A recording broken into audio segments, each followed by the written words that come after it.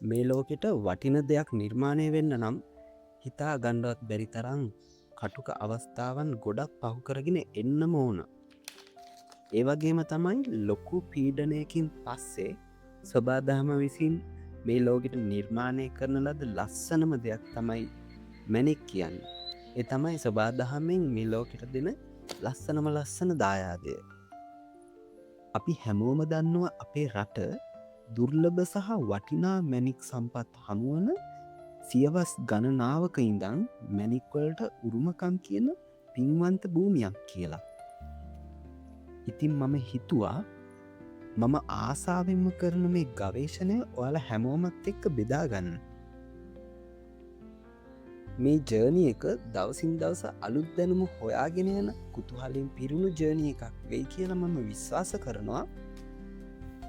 ඒ වගේම ඔයාලා හැමෝටම ආරාධනා කරනවා අපිත් එක්ක එකතු වෙලා ඉන්න කියලා. මැණික් හා ස්වර්ණාභරණ ශේෂ්ත්‍රය ගැන හැම දැනුමක්ම බෙදා හදාගන්න සහ අලුත් නිර්මාණ ලෝකයට අරගෙන යන්න. ඉතින් තවත් දවසක අලුත් වීඩියෝ එකකින් අපි ආය මුණ ගැහෙමු. හැමෝටම සුබම සුබ දවසක් වේවා.